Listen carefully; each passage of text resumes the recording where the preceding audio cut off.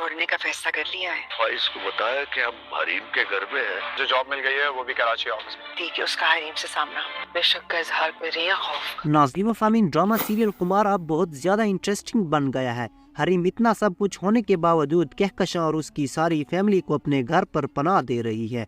और कहकशां बेगम ने जो कुछ हरीम के साथ किया था, उसके बाद रूफी ये हरगिज नहीं चाहता कि हरीम किसी किस्म का ताल्लुक इनके साथ रखे।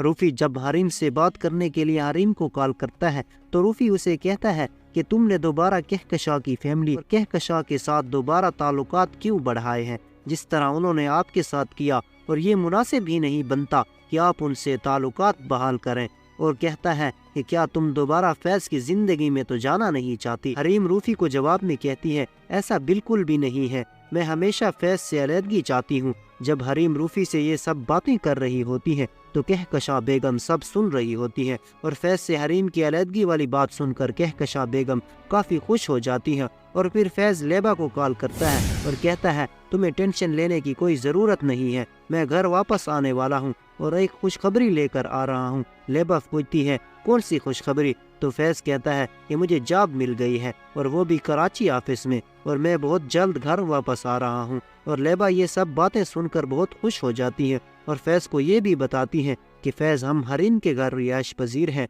और वो हमारी बहुत ज्यादा इज्जत करती हैं। और यहाँ पर शेख फुरकान की तबीयत ठीक होने के बाद शेख फुरकान को हॉस्पिटल से डिस्चार्ज किया जाता है और शेख फुरकान का और कोई ठिकाना नहीं होता। तो मुदस्सिर हसन शेख फुरकान को लेकर हरीम के घर पहुंच जाता है और रियान ने जो सब कुछ शेख फुरकान की फैमिली के साथ किया, मतलब कि अपने वालिद के साथ किया, तो शेख फुरकान हर वक्त वो सोचते और परेशान होता है और इसी वजह से उसकी तबीयत खराब हुई थी। और शेख फुरकान कहता है कि इतना सब कुछ मैंने रियान के लिए किया था, लेकिन रियान ने हमें कंगला करके छोड़ दिया था। हमारी अपनी औलाद हमारे काम नहीं आई, लेकिन हरीम ने हमारा साथ दिया। शेख फुरकान कहकशां को कहता है कि क्या तुमने फैज को बताया है कि हम हरीम के घर रुके हुए हैं? यहाँ पर कहकशां के पास कोई जवाब नहीं होता और वो झूठ बोलती है कि मैंने फैज को कुछ भी नहीं बताया और ना मैं चाहती हूँ कि फैज और हरीम का सामना हो, और कहती है कि फैज के आने से पहले हमें यहाँ से चले जाना चाहिए। और कहकशां हरीम के पास आकर कहती है कि क्या तुम वाकई फैज से अलहदगी चाहती हो?